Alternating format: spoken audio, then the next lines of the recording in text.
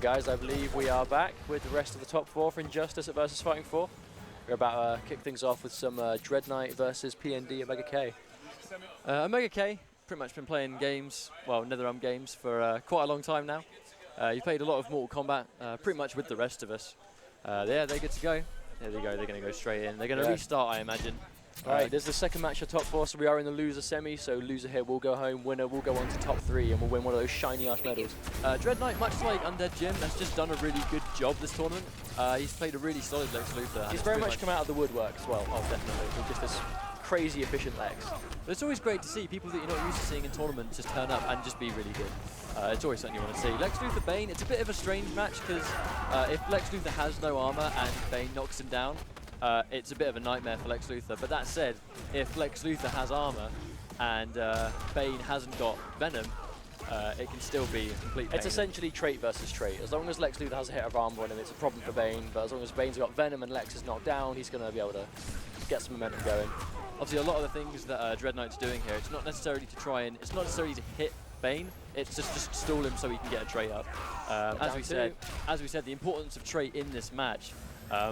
Lex Luthor just needs to get as much stuff that can stall Bane as possible, just so he can get the trait up. But yeah, Omega with the adjustments, he's making sure to get some quick 2 hits in succession, get rid of the armor, get the hit, get the momentum going, get the Venom.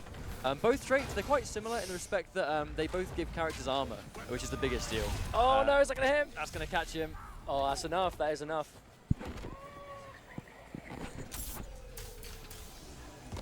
Alright, that first game goes to Dreadknight. 187, not sure if that's some kind of sort of clan or group, but Dreadknight repping them here today, doing a good job of it. It's always good to see some good Lex Luthor play. We don't get to see too much of it nowadays. Oh, the only Lex Luthor you really, well, as you were about to say, the only Lex Luthor you really see is Revolver. Yeah, and Pim Pim Jim has quite a tidy Lex. I mean, I don't really think we've seen Lex anywhere outside of the States until now. Unless you count Vanilla U. Well, he's gone for Batgirl here. I don't think he likes the Lex Luthor match with Bane. I agree with this. I think Lex Bane personally is a 5-5. But if you can play a character that flat out beats that character, I mean, I heard Dreadknight earlier on saying he believes Batgirl Lex is 6'4" Batgirl. Obviously, that means that Batgirl has the advantage in the matchup. Slight advantage, but enough to warrant the change if you're not comfortable playing it otherwise. Batgirl's a very, very strong character. Obviously, we saw that Sonic Fox won EVO with her this year, making the most of those safe 50-50s. I think that corner damage. One of the big deals in this matchup, though, is the fact that Batgirl, she has a lot of kind of like rapidly hitting normals. Obviously, Lex's trait will only absorb 1 hit. That cartwheel is going to be a problem for Lex if he doesn't stuff it. Oh, with a read. Oh, unfortunately dropped, but he's got so much of a life lead. There we go, that's going to be first round. Goes straight to Omega. You can see just the quick change based on someone who doesn't have to worry so much about the armor and someone who can just do what they want. Well, what's going on here is that Omega's just not giving Dreadknight a chance to trait up. And even if he does use trait, it's just awkward because you know how do you stop someone from attacking you when you've got 1 hit of armor, but all of her normals hit multiple times really quickly? That's why you're just going to guarantee Dreadknight some health back.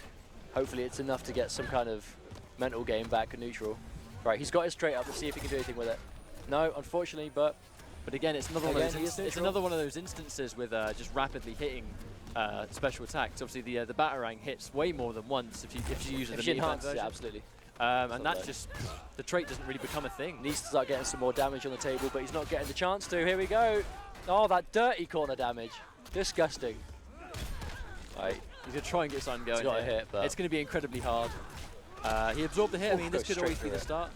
Lex Luthor's trait does actually recharge quite quickly. He's going to have it again. He's got to really, he's got to make sure he's traded at all times because you can't even afford to take 1 single hit in this situation. Well, actually worth mentioning, Dreadknight and Omega did play earlier in the tournament. It was in fact Dreadknight that sent Omega K to losers. It was a very similar search. It was Bane versus Lex Luthor for 1 game. But I do know that Dreadknight, he doesn't just play Lex Luthor. He was actually giving no, he does have quite a tidy Martian Manhunter I saw as well. But earlier on when these two played, Dreadknight did go up 2-0 against Omega's Bane, and that was when Omega made the change to Batgirl. So this time, obviously, he was going for the Bane pick. Hello, guys. How you doing? But he was going for the Bane pick, just in terms of like character just being comfortable. And obviously here he's gone straight to Batgirl. He's not messing about. He wants to win. Well, he knows he's in losers. He knows they're both in losers, and he wants to move on. I imagine Dreadknight's more comfortable in his Lex than any other character, and he's simply gone back here because he wants a stage change. Yeah. Sometimes you can go for the 50-50. You have a chance of getting a stage that's just kind of better for your character. It's one of the things that Injustice really does well, in my opinion, is just stages have real relevance. You know, there's so many interactables. It's not just a backdrop. They affect the game heavily depending on who you are, and that's why there has to be a stage rule in place for it. First hit goes to Omega again. Oh, unfortunately dropped the combo. Well, actually, because Dreadknight didn't have the meter at the time, could not maximize the damage. So that's not too bad. I did it again. Not quite sure. I actually think he's going for one of those strange-looking uppercut cross-ups that I've seen before. I think if he keeps, I think if Omega keeps dropping it, I don't see him going for it for too long. Yeah, there's going for gimmicks, and then there's just dropping loads of damage over and over again. So hopefully he decides to adjust, be a bit more safe. Obviously, the big deal with Batgirl is when she puts you in a... that unfortunate drop. That was a shame that you dropped it there. But I mean, obviously the thing about Batgirl is she can put you in what's called the vortex. Obviously, you know, most people know what a vortex is. For those that don't, situation where you stun an opponent and put them in a situation where they literally have no choice but to guess. And if they guess wrong, you can pretty much do damage and then put them in the same situation again.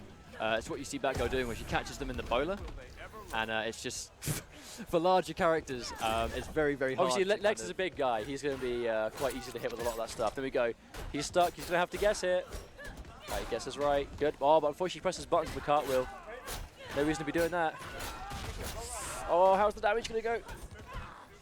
This could be game 2. Oh, it is. Omega with the adjustment. Obviously, the cartwheel being safe on block has a bit of a problem. It's safe on block and does hit a few times. There are ways around it, but obviously, Lex, he is a big dude.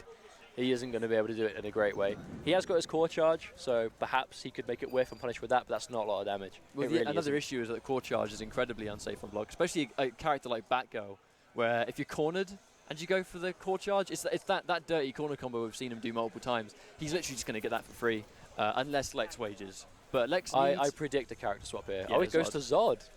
Well, the thing is that... Evo Finals all over again. Yeah, Evo Grand Finals here in the UK. So pretty much what's going on though is like the problem is like Lex needs to, in those situations he can wager, yeah, but he needs the meter to get damage. Like if Lex is left without meter, he's left bare bones. Well, without the meter burn pull, he has no real means to get damage, and not even just the damage, but the setups. But considering Batgirl has such nimble movement and she has really good wake-up attacks, even if you knock her on the ground, those setups aren't really going to be as effective against her than it might be against certain other characters. The problem Dreadknight has given himself here is we don't know how confident he is in the Bane matchup with Zod. Obviously, I know a lot of people do think that Zod wins that, but you still have to know how to fight the character. Omega is 2-1 up here at the moment, so if Dreadknight wins this, Omega will have the chance to either change the stage or character. So we'll see. He's very much capable of winning this if he gets more reads like that. Good read on the teleport very, there, very risky, but yeah, unfortunately dropped. Hopefully he can compose. A lot of the time, with things like interactables and what have you, Batgirl, it's good that she can react to the teleport, but against certain projectiles there, like with the trait. If that teleport gets blocked, she's going to get a lot of damage. Oh, that good down one environment interaction. Unfortunately, he drops. We are seeing a few drops here. Obviously, I think Dreadknight, like, as I said, I feel like he, you know, I don't know how confident he is in his Zod, but when you change characters, your execution might not be the same. And he's essentially got what could be one game to get used to Zod here. Oh, and the ballsy read again. That could have really hurt. But anyway, Zod is without a trait. We can get her. He's going to catch him in another bowler. Oh, I think he cancelled it there because there was no... Oh, he misjudged the chip damage there. Right, we have to hope that Omega can compose himself here, get his execution tightened up. I mean, there's a lot of fortunate drops for Omega here. Yeah, that was pure chip damage. There's no real way that Dreadknight was going to be able to block that. But as we can see, Dreadknight dropping some of the combos here. Oh, eating the bomb to the face. Right, enhances it, get the full screen. He wants to go in there. I think he's not really trying to keep loads of distance because I think you can't really keep. She's not a character you can keep out. Oof. She has so many ways in. You can't really keep her out for long. Oh, unfortunate. I would have thought that would work for sure. Obviously trying to whiff punish that and it just didn't go to plan. Nah, you bet all there. But he has got all that meter.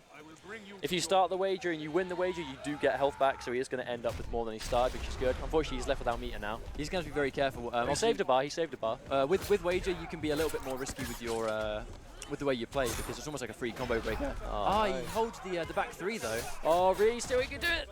See if Omega gets that. Oh, that damage is dirty. One throw is all he needs. Oh, the wager. I was literally just about to say, I find it really strange how he's not wagered yet. That would literally be it. Right, this is pretty much going to be last hit, I imagine. Yeah, he waited so long to wager, that health back just not enough.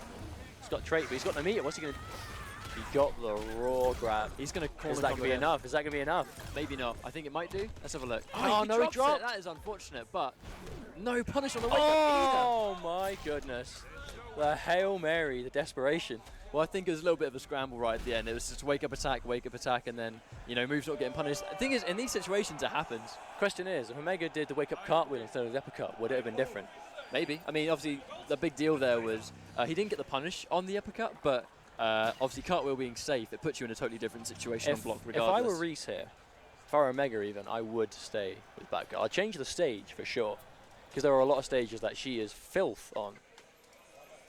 But I would stay with Batgirl, because Zod Bane, it's not a good matchup for Bane, and Dreadknight has shown that he's obviously quite aware. I have seen some people on things like Test You Might speculate that it could be in Bane's favour, purely because of the properties of going through, you know. He won't be able to wake up attack for sure. Zod will not be able to get off the ground. But that's the deal, like if Bane knocks Zod on the ground, he's still, I mean, I don't know the matchup personally, so I can't speak too highly on it, but what makes the matchup difficult is Zod's instant He has gone with Bane though. Is his instant air Zod balls.